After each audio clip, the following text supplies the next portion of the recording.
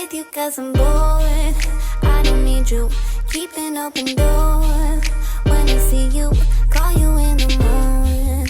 On the speaker, ain't And the nobody honor home. of talking to Tommy Paradise and DJ, two guys that I've known, started to get to know very well. If you guys don't know, they have a podcast called The Run In Podcast, which you can find them every Friday on Spotify and Apple Play. Guys, welcome. What's up, man? Hey, thanks. Thank you for having us. Do we get to correct you at the end of all this? Like you correct us on our show? Yes, if I mess up on something, which I was like playing with this intro for like a good while, and I was like, yeah, how can I introduce these guys without messing it up? And I kind of almost messed it up there, but then I just kept on going, But it's cool. But it's cool though. Right on, man. Right on. Thanks for having us. Yes. Yes. Guys, so what are you guys drinking tonight? Well, actually, I'm going Jack Daniel's Seltzer tonight. So I didn't go solo cup. I gotta, that's got to be for occasions, right? So, but this is a special occasion, though. I'm liking this. Like this is kind of this is a little bit different for us, but yeah, that's gonna be fun. I got a Nobo Northbound IPA here from Monument City Brewing Company in down there in Maryland. When we were down at the Live 6 show, me and Kenny had some great conversation over a couple of these. Oh Nice. yeah, no, that was pretty good brewery. I definitely want to go back the next time. I was telling Phil that I want to go back, even if it's not like for an event, because it wasn't that bad of a drive. I mean, I did like 90 on the highway, so. I told them the same thing. I told them it was like it was a quick 5 hours. Like I know that sounds stupid, but it really was. It was an easy drive, so I'm all for it, man. Next, getting down there again. Nice. We got to fly DJ out. Oh, I'll definitely. be out there. I'm a coming. So, yeah. So here, like I said before, I love to talk to other collectors and find out, why they got into this hobby, why they're so passionate about wrestling. So for your earliest memories, like what got you into wrestling? Like who got you into it and why? DJ, you want to go first? I can go first, being the older member here. So I would say definitely the literal match of the Hulk Hogan versus the Iron Sheik. Like that was the first. Like my brother sat me down in front of the TV with that event happening, and that's what drew me in. So so I guess like a lot of people, the Hulkster was the gateway, the gateway wrestler for me. And then right after that match, an LJN commercial came on with Jimmy Snuka jumping down the stairs and stuff. So right there, the marriage of this form of entertainment and the toys were right. They Vince like silver platter to me. Yeah, for me, man, it was WrestleMania 6 is like the first big event I remember seeing. I just remember, the Hulk Hogan versus Ultimate Warrior being torn. Like, who do I cheer for? And we were like, my parents were at a friend's house and it just happened to be on. Somebody rented the pay-per-view. And I just remember being, it was 1990. So I was 8 years old. I just remember being like a young kid and just sucked in. I knew who the characters kind of were just from, Saturday mornings and stuff like that. I wasn't like a crazy fan, but just seeing the Ultimate Warrior versus Hogan is really what sucked me in. And then I remember like shortly after that going to the video store with my parents and just grabbing like WrestleMania 3 was like, I vividly remember renting WrestleMania 3, 4 and 5 and like just watching them all the time. And then begging my parents to get me the pay-per-views every time they came around. And it's been a love affair ever since, man. Yeah, I mean, I think like my fondest memory of wrestling had to be just going to Madison Square Garden and seeing like Hulk Hogan and Ultimate Warrior. So it's good to hear these things because it just brings us back to like our childhood and going to Blockbuster, getting those Right. videos, like, begging. I'm showing my age when I say Blockbuster because you already know. Oh man. Mine wasn't even Blockbuster. It was like a mom and pop's video rental place. But they always had like every time the new Coliseum home video, they had like the big display. If I had known then what I know now, I would have been like, can I have that? asking for the big cardboard display. It was like every time they got a new video in, they had that. Yeah, good old Coliseum, man. Oh, yeah. Good old Coliseum home video. Shoot. So with us growing up being wrestling fans, what action figures did you actually play with as a kid? Go ahead, DJ. I went the whole gambit. I started LJN. I went like soon as my dad got his cable, I discovered AWA. So then I started on those figures. As they moved to Hasbro, I started going in the Hasbros. Like my room has never been without some kind of a ring in it.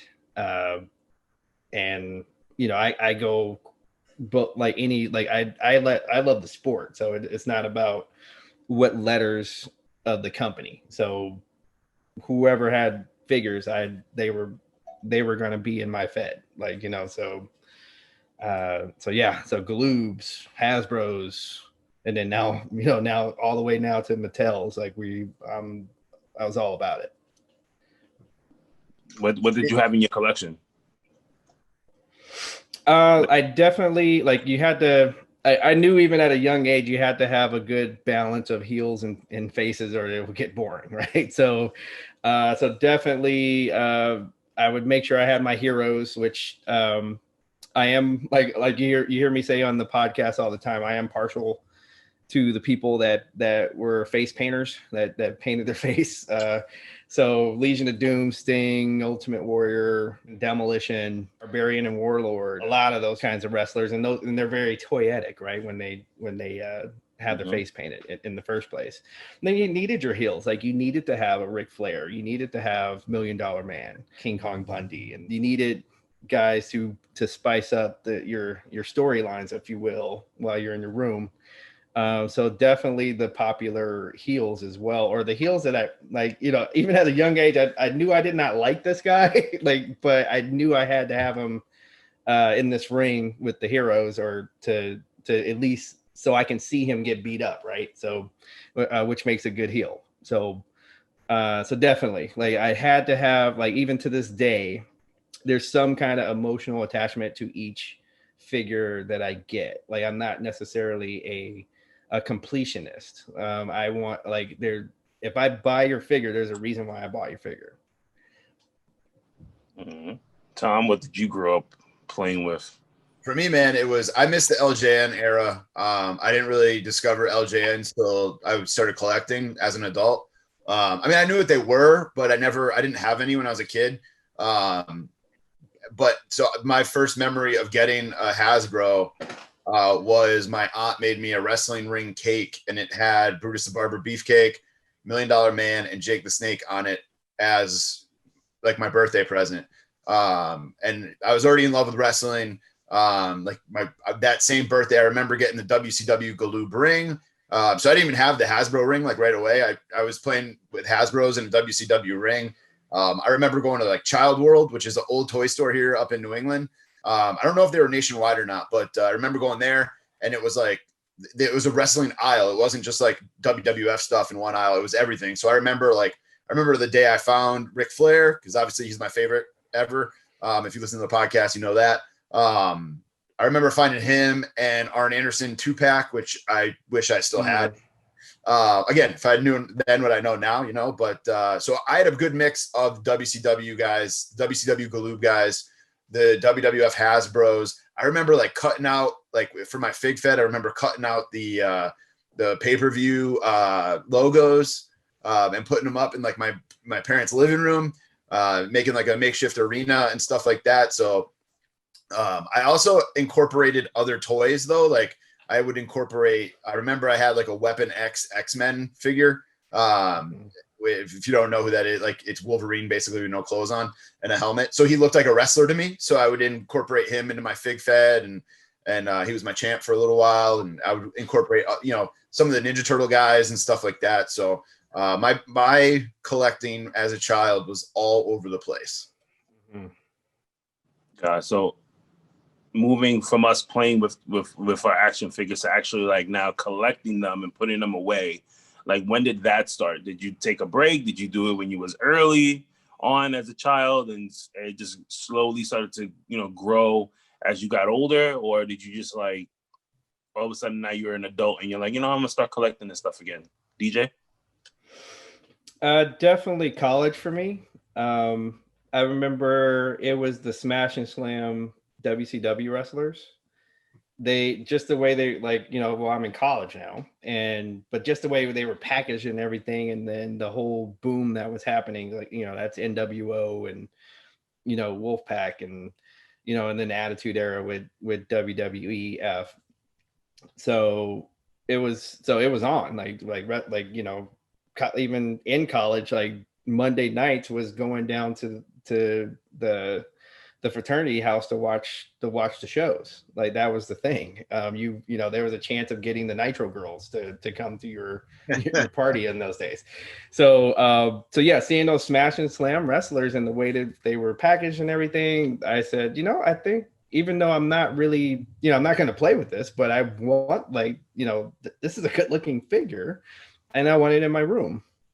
And this was my first one, of course, was the Sting Wolfpack figure. For those who listen, Sting is my all-time favorite wrestler, and it was on from there. Like, every time I'd go to the store, I would find somebody. Like, I ended up with that whole first series, just out of excitement. And then went on from then WWF started putting their figures out. So, then it was just like, it was on from then. Like, since college, I've been doing this. You said that snowball effect. It was like, once you found one good thing, another thing popped up, and another thing popped up, and all of a sudden now you're kind of just like making a little budget, for your for your hobby. Tom, what about you? For me, man, it was, I remember being like college age. I wasn't necessarily in college. I stopped, like, obviously, like, once you hit high school, I stopped. I didn't play with my figs or, through that time or anything like that. I got rid of them, stupidly. And, but then, like, yeah, right after college, maybe right after college or during, like, right after, I was living with a roommate, and, we were both like big kids at heart, like played a ton of video games. One night we were, feeling good. We were like, let's go to Toys R Us and grab a Lego set or whatever. And I just happened to wander into the action figure section, and I was like, I saw the classic superstars, and I was like, look at this Ultimate Warrior figure. Look at this Ric Flair figure. So I started buying stuff then. I remember buying like the Jakks Ring Giants, which were terrible, but so good. I remember buying a ton of the Jakks classic superstars. And then me and my wife decided to get serious about buying a house, and I decided, I need to sell these. So we got married and stuff. I held on to a couple of them. I remember holding on to like the Nasty Boys. I had a Demolition 2-pack that I held on to, like a Hulk Hogan, like just the ones that really meant something. Obviously the Ric Flairs, I held on to. And then I remember, like, Mattel had the contract. So it was like probably like 2013 or 2014. I remember we took my son at the time to Toys R Us, and I just, again, same thing. I wandered off into the action figure aisle, and I saw Mr. Perfect Basic WrestleMania Heritage Series from Mattel. And I said to my wife, you know what? Like, I think I want to start collecting these again. And she was like, you work hard for your money, like, do it, buy a couple here and there. She didn't know it was going to turn into what's behind me now, but, like, that was Mr. Perfect was my gateway drug, back into the scene. So that was my first Mattel, was the Mr. Perfect Heritage Series, WrestleMania Heritage Series Basic. Oh man, and you know what? And that's actually a good question to segue into. So, like, what do your families think of all this? Because I know my wife, when I started collecting, first I started collecting belts, and she was okay with it until it started to get out of hand. And then I kind of like steered away from that. And then I started collecting figures. And that, now, as you can see, through like Instagram and stuff like that, that's getting way out of hand. So she kind of like, so, for me, she's just like, hey, you're going to have to store this someplace, because you just can't leave them all out. So for you guys, like, what do your families think, like, when they come to your house and they see this? DJ? Well, my daughter loves it.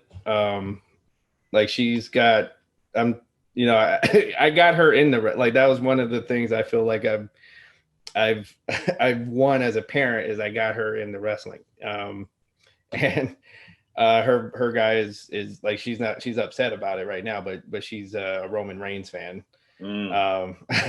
She's none too happy about this heel turn, but she can spot a good looking figure though. Like, you know, I can, you know, we can be in Target and she will call me over like, no, Dad, you need to see this. And, you know, so she knows what she's doing there. And then I'm single at the time. But, you know, most of my like people that come over are very impressed. They're very impressed with what I do and the figures that I have. Because like Tommy was saying, like, it's not just wrestling. It's like I'm a Hot Toys guy as well. Those are very impressive figures. Like they have like, you know, clothing, like they have like actual cloth clothing on. They take a face scan of the actor, say for a Marvel movie. So people are they're pretty impressed by it. Nice. Yeah, for me, man, my wife, she hates it when nobody's around. But when we'll have people over or whatever, and I'm like, oh, come on up and see the toy room, or, you know, people come up to play. I got a couple of the arcade one-ups that you see behind me or whatever. People come up to play them or whatever. And she likes showing off the room. So like, you know, she loves seeing people's reaction to it and stuff like that. My son loves it. This kind of the same deal. Like he likes that, you know, his friends come over and they're like, whoa. He likes watching wrestling, but he's not into the figures. You know, I'll show him like, hey, look at this. And he thinks it's cool or whatever, but it's not, he's actually really never been into wrestling figures, as far as playing with toys, and that's fine. You know, he likes going to the events and he likes watching it on TV with me here and there. But yeah, he's never really been into the figs. And then, as far as like family and stuff, my mom kind of comes over and she just shakes her head. But everybody else is just there. They love the way the displays look. They love, like, you know, that I'm obviously passionate about it. Nobody really gives me flack about it. Everybody is like, this is cool. I've actually, a couple of our like really close friends, you know, I'm in an office room, you know, a room it's just an extra bedroom in our house, that we turned, it was an office. And I was like, I don't really need an office per se. Let's just turn it into like a little man cave or a little man room and our toy room. And it's actually inspired some of our, you know, couples that we know to kind of do the same thing in their house. So like the husband has like his own little space.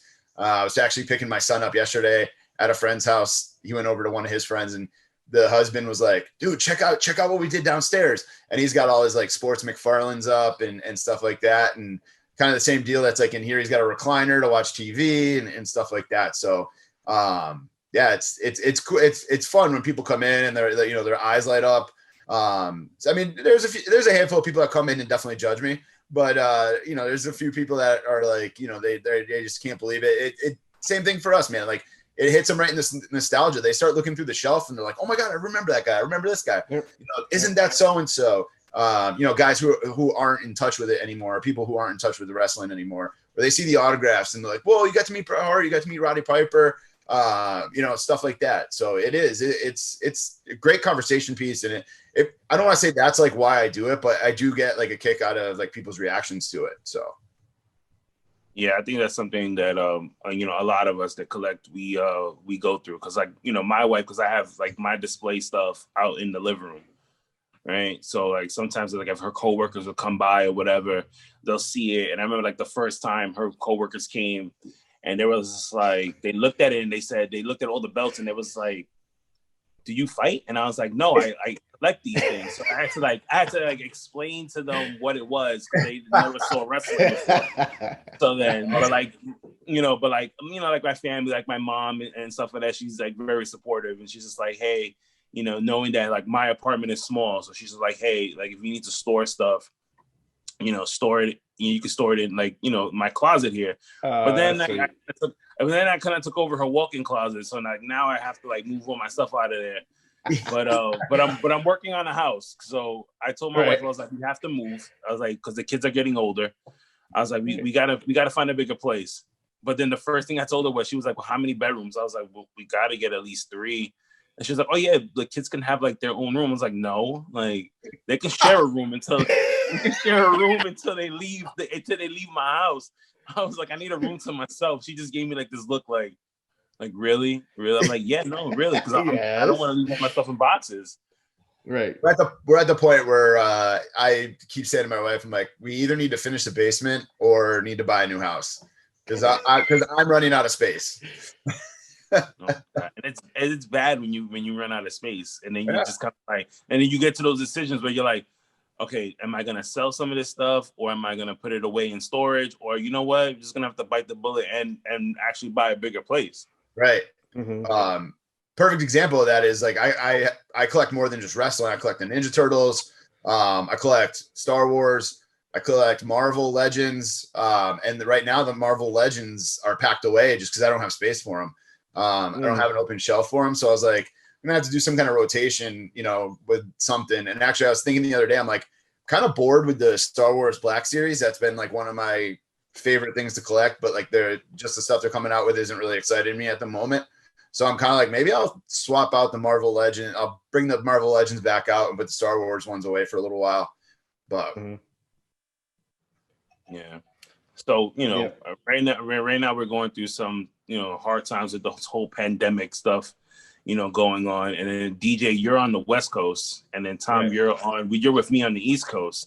Right. So like, how exactly did you guys get together and say to yourselves, like, we're gonna start a podcast, and meet up every week, and then like, where did the name come from, the Running?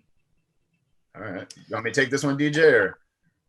Let's see. Let me start, and then you can, and then whatever, then fill in. All right, but we can start like this. Who slid into whose DMs first? Because it wasn't you didn't call each other. No, I slid into his DMs to buy a figure from him. Right. That's how it all started. Right. Yeah. So I kind of got inspired by I was on the, if you listen to the WrestleMania review on the Chick Foley show, I went to Hall of Fame, the Hall of Fame tier with her group because I wanted to do that show. Because I was like, I think I can do this. Like I was listening to podcasts, and I'd be driving around, and then I'm like having a conversation with the people doing the podcast. So I'm like, wait, I think I can do this. I really think I can do this. So to kind of prove it to myself, I went on that show.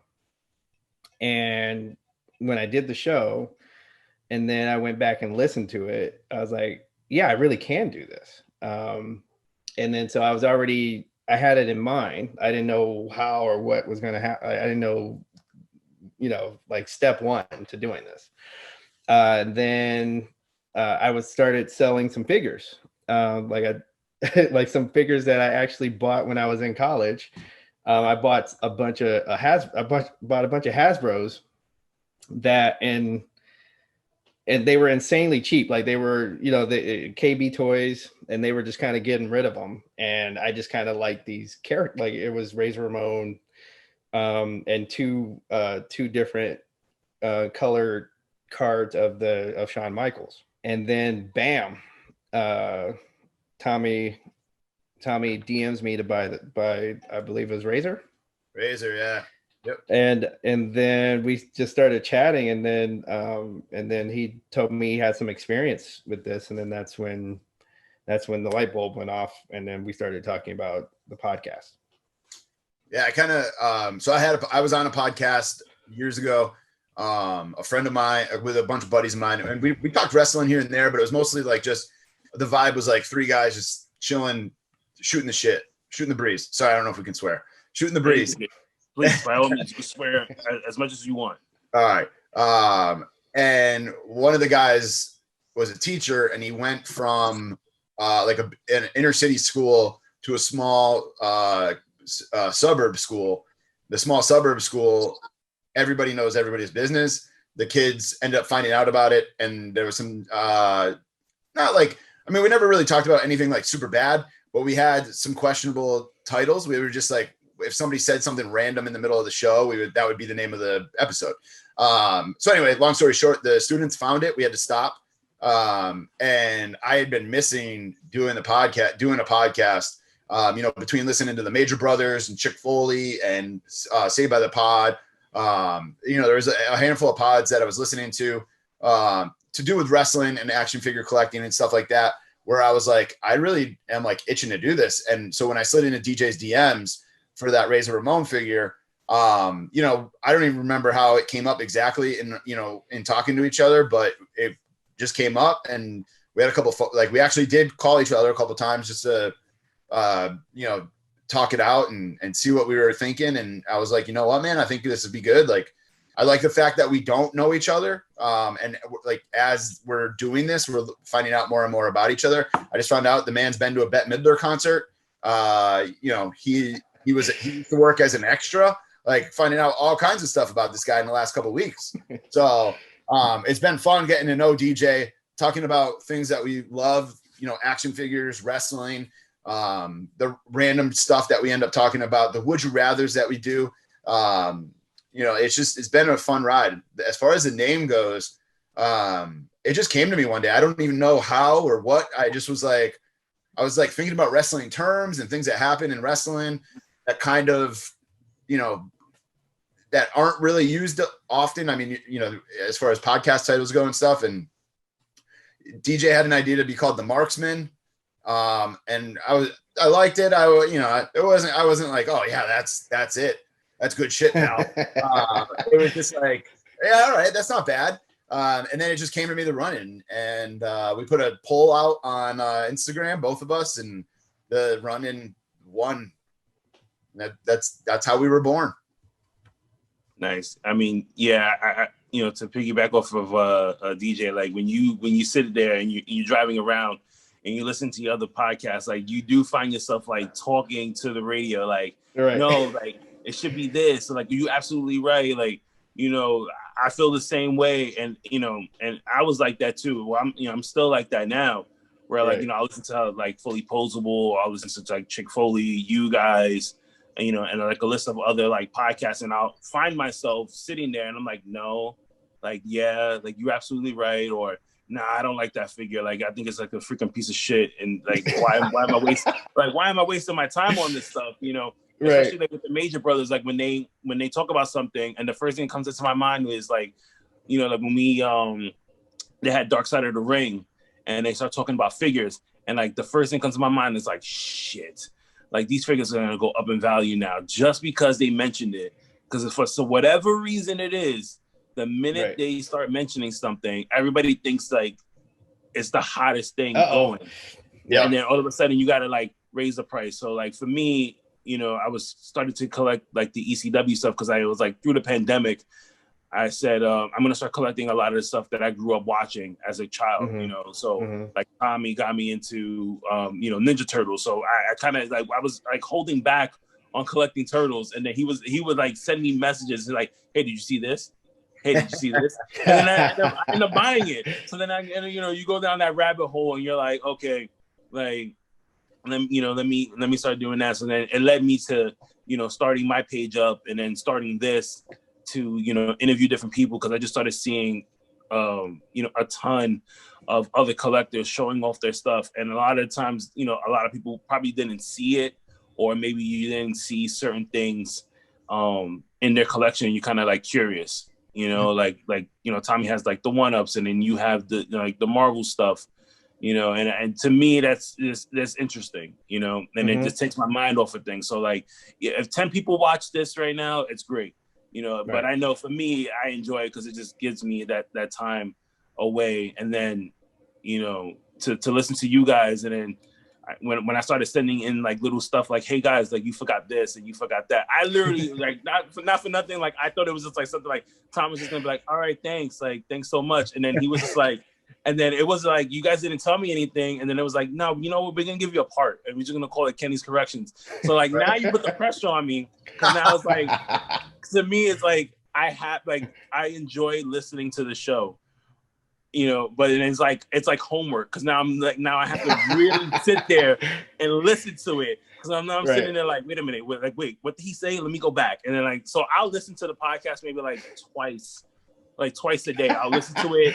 One time I let it run as I'm driving or I'm working out or something like that, and then the second time I'm just like, all right, let me make sure, like, because if not for nothing, because then Tom like literally would be like, we have no corrections. Like I guess we did good, and then I listen back to it because I'm bored and I have nothing else to listen to, and I'm like, oh damn, he messed up here. Like, oh no, he should have said this, and I'm like, but you know, That's part of the fun, honestly. Like I know we're not Right. perfect, or I'm not perfect. Like I can't remember guys' names sometimes. I can't remember more. Right. Like, and to be honest with you, like putting together a weekly podcast, there's stuff that I forget to throw on our notes, or you know, Right. I keep like a running tab on my phone. You know, just if I see something, I like make a note to mention it.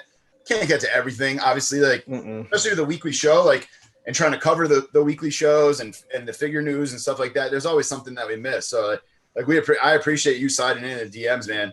Right. We have like Mike Landham too, who's on our latest bonus episode. He slides in the DM sometimes and just sends me like news articles or weird merch that's showing up on WWE Shop and stuff like that. So yeah, it's been a hell of a ride. I mean, we've only been in existence since May, so 6 months maybe. Yeah. And it's been a lot of fun. It really has. Right.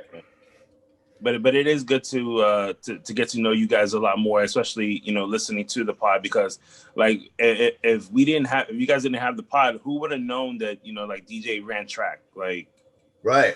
you know, like I would have not known that, you know. There's And so then many people that find that interesting too. Like I'll get like we're doing a Q&A episode in a couple weeks, and people have asked about, you know, the track stuff. Like it's cool. People are interested in that. Yeah.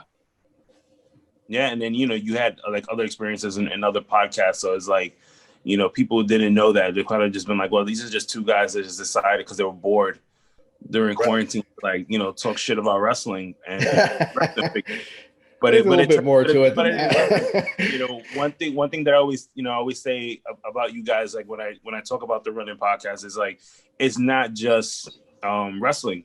You know, if you really sit down and listen to it, you know, you guys talk about like a whole bunch of stuff, from like family life to like, you know, what do you like to snack on as far as like Hot Pockets or, you know, pizza bagel, whatever other stuff that you guys you guys love to talk about. But yeah, but for me, you know, man, it's definitely entertaining. That's part I wanted. There's so many wrestling podcasts out there, Right. and I wanted something that was going to be different, where it is like I wanted us to be personable. I want our personalities to show, because I feel like that's what sets you apart. Is everybody's going to talk about the weekly shows. Everybody's going to talk about the pictures that Ringside or Mattel put up this week. Everybody's going to have an opinion on those. But I want, if you have a personality, or I mean, that's what like sucked me into the Chick Foley show, was Phil and Sheena, where like it was their personalities, it was their chemistry. Same thing with the Major Brothers. I never was a huge fan of them as wrestlers, but I knew they collected action figures. Listening to their podcast made me fans of them as human beings and collectors. And now, you know, I'm kind of paying more attention to their wrestling careers than I ever have. Right. And just like how we talk about like a great wrestler is like, you can look at that guy and tell that he's being himself, but just turned up to 10, right? Like all of the greats, that's one of the things that you can point to. And that's what we're doing. Like, that's what I like about this show, is that we're being ourselves, just turned up and, you know, letting it fly for everybody to hear. And that's what I think is different about what we do. Nice. So I'm gonna close this off with just my last and final question. You know, I'm gonna jump early from the Q&A special that you guys are gonna have, and I'm gonna ask this: what is your number one go-to meal or snack during a pay-per-view? And you can combine it with a drink, because I know you DJ, you like Proper 12, and you started I started drinking that now because of you. So Oh, thanks. I tell you, I'm waiting for these people to contact me because I'm like the black Conor McGregor here. I'm getting people. I'm turning people over to this. You want me to start, Tommy? Or Yeah, go ahead, man. Let's see. So you kind of called it out there. I do grab my Proper 12. And then I've been making for if you've been listening to the last couple of weeks, I did kind of make up a drink. It just kind of happened, kind of like the flaming Mo, like it just kind of happened. So the proper 12 with ginger beer and a splash of cranberry. And then I like my licorice, like my the soft Australian licorice. Mm-hmm. That's my go-to. Like you can find like if on that Saturday night or Sunday afternoon, you can find me at Target getting those items, and it would not be a surprise. Nice. Tommy? For me, man, it's simple: pizza, wings, and Miller Lite. If I'm watching a pay-per-view, man, I just want junk food. I want chips, pizza, wings, and Miller Lights, man. I don't need anything fancy. Same thing with football. Like if I'm watching like the Pats are playing on Sunday night or Monday night, like that's what I want. I want the same thing. Now Raider games are different meal. It's a different snack for Raiders. maybe Chinese food once in a while, but definitely pizza and wings is the go-to. Yeah, I think that's my go-to is Chinese food. Like I'm really big on that. Everybody already knows that. It's like, Kenny loves Chinese food. My wife gets annoyed at times because she'd be like, do not order Chinese food again. I'm like, no, well then I'll get something for you, and I'm gonna go over here and I'm gonna order Chinese food because that's what I love and that's what I'm gonna eat. Love it. Love it. Oh man, but guys, thank you so much for your time. For the people who are watching this right now who do not follow the Run In Podcast, where can they find you guys? Our Instagram is at the Run In Pod, and then our Twitter is at Run In Podcast. And definitely check it out. If you're watching this, right after it comes out, we do have a couple giveaways on there that are going on right now. Giving away an Undertaker Elite. We're giving away Eddie Guerrero and Ultimate Warrior Legends Elites. So those are up on the page. You can figure out how to get those, maybe win those. And then my Instagram and Twitter is the same. It's just at Tommy Paradise. Mine is different because I don't like uniformity. My Twitter is djones1778. Come on over. I'm looking for as many followers I can get. And my Instagram is FigNight27. And one more thing, Kenny, if you don't mind. Go for it. Guys, if you're watching this on the YouTube channel, you can see DJ's beautiful shirt. You can order one of those at prowrestlingtees.com/runinpod. Big Black Friday sale coming up starting Tuesday. Yes, I'm Black Tuesday. Yes, I am definitely. I thought I was waiting for is just the Black Friday sale so I could snag up some stuff because I love pro wrestling tees, but they're really slow when it comes to shipping. Yeah. It took a little while to get them, but yeah, it'll take a month. I'll get it in January. But I got the soft one on right now though. This is a nice shirt, like not just because it has my face on it. It's actually very comfortable. All right, well, guys, thank you so much, and that is a wrap.